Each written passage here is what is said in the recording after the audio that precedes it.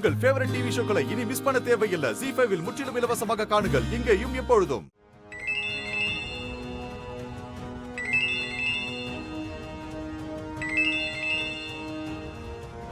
Hello hello, சாரதாமாங்களா?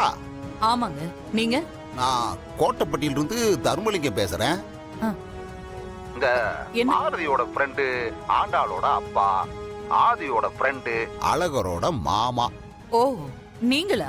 சொல்லுங்க, எப்படி இருக்கீங்க?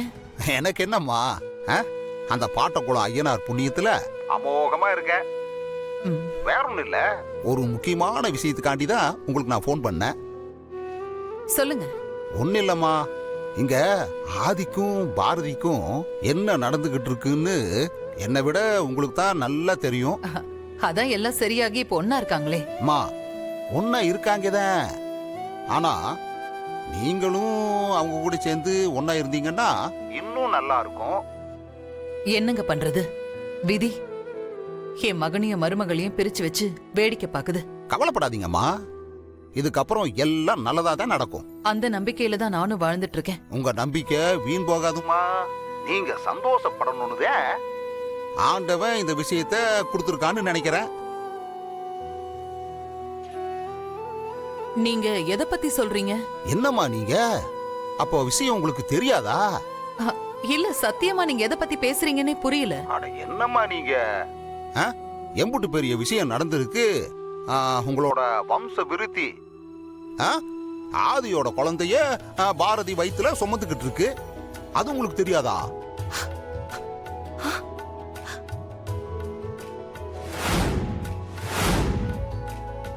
என்ன சொல்றீங்க? பாரதி கர்ப்பமா இருக்காளா? அட என்னம்மா இப்படி கேட்டுட்டு இருக்கீங்க?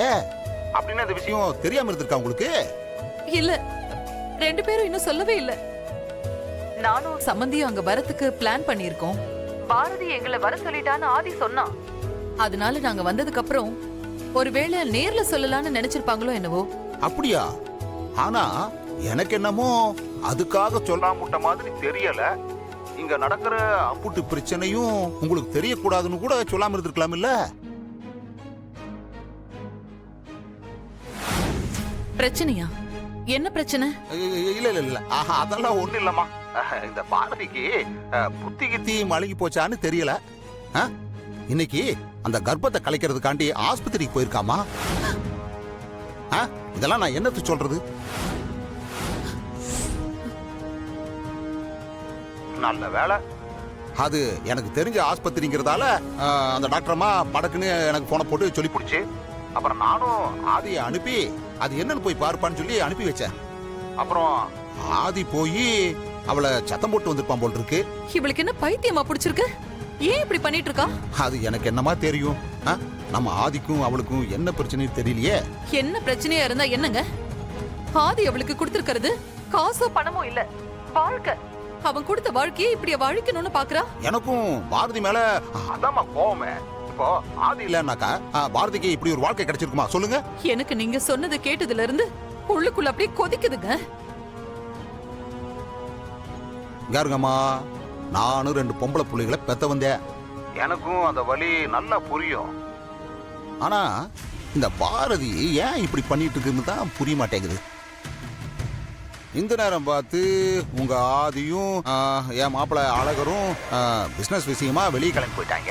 இவ பாட்டுக்கு நம்ம ஆதி இல்லாத தைரியத்துல இவ திரும்பவும் போய் ஆஸ்பத்திரியில கருவு கழிச்சு போட்டு வந்தா என்ன பண்றது?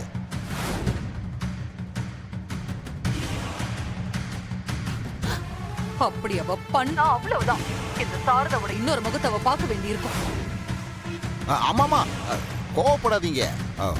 பாரதி அம்புட்டு தூரமெல்லாம் மோசமான பொண்ணு கிடையாது. அது என்னன்னா, நல்லது எது கெட்டது எதுன்னு சொல்றதுக்கு உங்களை மாதிரி ஒரு பெரியவங்க பக்கத்துல இல்லாததுனால அந்த புள்ள இந்த கிறுக்கு வேலையெல்லாம் பண்ணிக்கிட்டு இருக்குன்னு நினைக்கிறேன். மற்றபடி பாரதி தங்கமான பொண்ணுதே. எனக்கு அதுவும் ஒரு பொண்ணு மாதிரி தானே.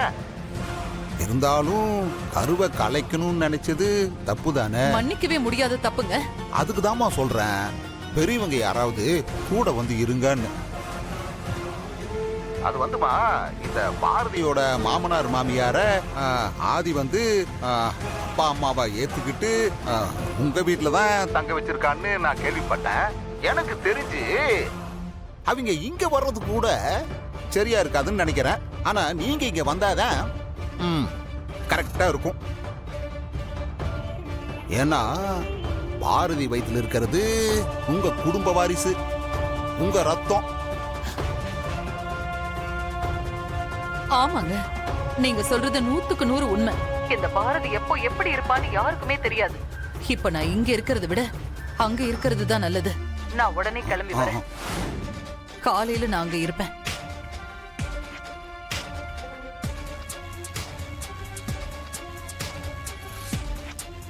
இல்லையாதி, இப்ப நான் என்ன பண்ண போறேன் தெரியுமா? உங்க அம்மாவை வச்சு உன் வாழ்க்கையை அழிக்க போறேன். நீ ஊர்ல இருந்து திரும்பி வரும்போது உனக்கு வாழ்க்கைன்னா ஒண்ணு இருக்காதுடா.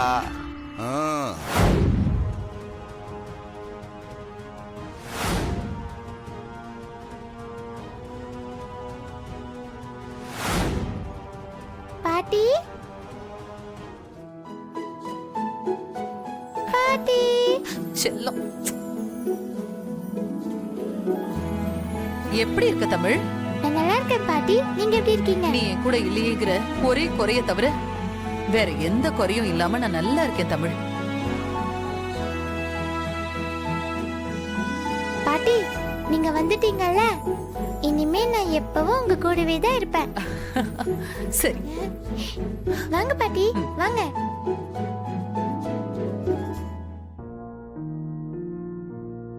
வாங்கம்மா. நீங்க வருவீங்கன்னு உங்க பையன் சொல்லவே இல்ல. ஏன் நான் சொல்லாம வரக்கூடாதா? அப்படி இல்ல, நீங்க வருவீங்கன்னு தெரியாது, அதான். இப்ப வந்துட்டேன், அதனால ஏதாவது பிரச்சனையா?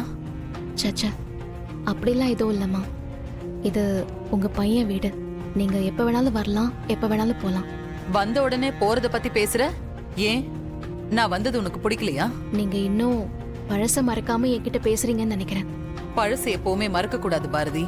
நாம முன்னாடி எப்படி இருந்தோம், இப்ப எப்படி இருக்கோன்னு அடிக்கடி நினைச்சுக்கணும். சரிம்மா, நான் போய் உங்களுக்கு காஃபி எடுத்துட்டு வரேன். காஃபில சுகர் போட மாட்டேம்மா. சுகர் போட்டா நீங்க குடிக்க மாட்டீங்கன்னு எனக்கு தெரியும். நானும் பழச மறக்கிற ஆள் இல்ல. ஏன் பாரதி, இந்த வீட்ல தான் இருக்கீங்களா? ஆமாம்மா, இங்கதான் இருக்கும். ஆதி இப்படி ஒரு வீட்ல இருக்கிறத நினைச்சாலே எனக்கு ஆச்சரியமா இருக்கு. கடிவாளம் போட்ட குதிரை மாதிரி ஓ மேலையும் இவ மேலையும் அவன் வச்ச அன்பு அவனை வேற எதை பத்தியும் யோசிக்க விடாம பண்ணிட்டு இருக்கு. பரவாயில்ல, ஆதிக்கே இங்க இருக்க பிடிச்சிருக்குன்னா நான் என்ன சொல்றது? அம்மா, ரத்னம் மாமா மரகதாத்தெல்லாம் எப்படி இருக்காங்க? இருக்காங்க. உன்னையும் இவளையும் யோசிச்சு யோசிச்சு ஏதோ இருக்கணுமேன்னு இருக்காங்க. ஜீ5 ஆப்பை டவுன்லோட் செய்து அனைத்து எபிசோடுகளையும் இலவசமாக பாருங்க.